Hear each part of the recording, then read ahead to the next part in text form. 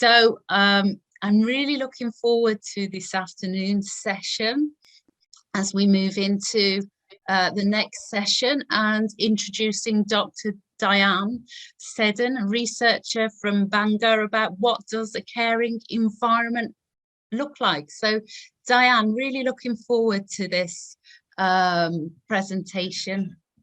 Over to you. Okay, thank you, Daisy, and welcome back to you all to this afternoon's session. So, having explored the importance of external environments and working environments in shaping people's experiences of ageing, this final session focuses on the importance of caring environments and caring communities in shaping the experiences of older people with care and support needs, and also their unpaid carers. Research has shown that individuals who feel supported by their local communities have better health and enjoy better work-life balance, whilst being able to maintain important relationships and social connectivity with their friends, their family, and their neighbourhoods. So in this session, we'll be thinking about some of the key characteristics of caring communities and hear about some of the steps that communities are taking to make a positive difference to the everyday lives of older people and their unpaid carers. So this includes initiatives to reconnect communities through storytelling and creative arts, to promote resilience and to promote togetherness. We'll hear two presentations that highlight the need to harness more creative and personalised approaches to supporting people and showcasing some examples of how this is happening in Wales. We'll be sharing some of the principles underpinning creative community efforts that recognise the contribution older people and unpaid carers make to their local communities. Community efforts that provide older people and their unpaid carers with a platform to stay connected, and community efforts that seek to meaningfully support and effectively sustain a diversity of relationships. There's also going to be a short video, Forget Me Not, that reflects on the challenges faced by many unpaid carers and really brings into sharp focus the need for caring communities that are mindful of people's caring responsibilities and the impact that these can have on carers' lives and on the wider family. But before we hear these presentations, I'd like to open the virtual floor to our conference delegates and spend a few moments exploring what you feel a caring community looks like, what its defining features are, and what you consider to be the hallmarks of a caring community.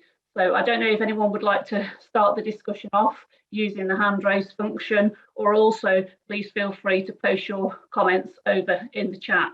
And I'm going to hand over to Daisy, who I believe is going to facilitate the discussion and reflect on your comments and responses. Thank you, Diane. Thank you very much. It's great to have you here and your expertise in this area. Nick Andrews is first off the block by saying kinship, recognizing that we belong to each other. And I think that's a wonderful comment, Nick, because belonging is absolutely key to being in a caring environment. Unless you feel you belong, you're never going to feel fully included. And we need to make sure that carers feel included. Does anybody have any other comments about inclusion or belonging? What other themes often pick up in terms of the feeling that you would want from a caring environment? Yeah, excellent comments coming in from the floor here. Start with a smile for each other and a cheery hello, then we can build on from that. I love that. I love that. So often we hear older people, particularly people living with dementia, saying that nobody smiles, and it's actually very scary for them. So that smile and a twinkle in the eye can be amazing. And also being involved in people's care. And yes, Rosie, I absolutely agree. They're recognizing how stressful it is to be a carer and just how lonely it can be. Gosh, the comments are coming in quick and fast now. And I think that Kate's comment really builds on that in terms of enabling the development of relationships, because for a carer to be supported, you have to know that you've got your own support circle surrounding you. And I really like what Eleanor Shaw has put in about intelligent interactive opportunities. I think sometimes what we can see is certainly with my father's care, I've had to say to people, he has dementia, but he's also an intelligent man, because sometimes activities can risk infantilizing people without actually seeing them as individuals. So I think as much as belonging, individuals is important. And I love Lorraine's comment, I don't want compassionate ageism. Maybe some interpret this as care. Oh, Lorraine Morgan, can you get on speak and tell us a bit more about that? Are you able to unmute, Lorraine, and say a bit more about that? Because I haven't heard that before. That's a really interesting comment. Well, it's basically what we used to call patronizing people. And it's basically what a lot of people experience is this overbearing attitude, which can take away your choice, your rights. You know, the old voice, choice and control just goes. And it's stereotyping older people. I tell you, someone who actually does talk about this, and I think has probably written some decent blogs on it, as well as has written a provocation paper with Shirley Ayres. I don't know whether anybody knows Shirley Ayres. It's Shirley Ayres. The chap is Mervyn Eastman.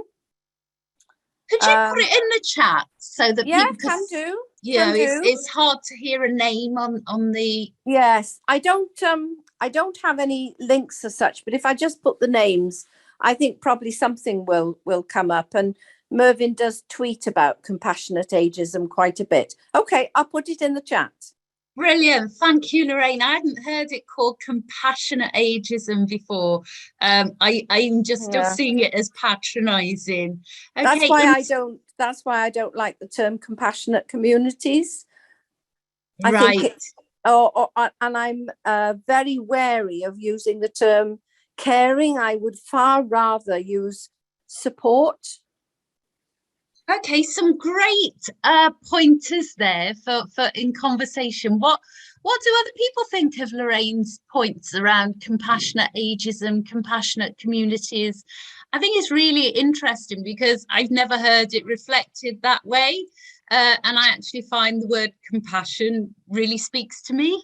But other people are saying they agree in the chat. So obviously I'm behind the times here. Larry says acknowledgement, respect, person-centered approach, compassion, dignity. So I suppose it's more about actually how compassionate ageism is actually brought to life and interpreted, rather than the word compassion in itself. Connecting, taking the time to do this, absolutely, Charlotte, that's critical. Leslie, respect and trust at core, and then a sense of belonging and connection. Yes, unless you've got that respect and trust, no one is ever going to want to connect to you. Absolutely right, Leslie. When seeing the person first, understanding their condition, situation, giving them time. Yes, time is such a critical factor, and so often we see people just rushing.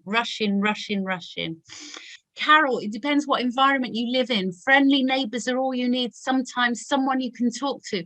Absolutely, Carol. I live in the valleys, and some of what people say could be seen as patronising, but within our community, we all model along together, and actually that's only increased in the pandemic in terms of including our older neighbours.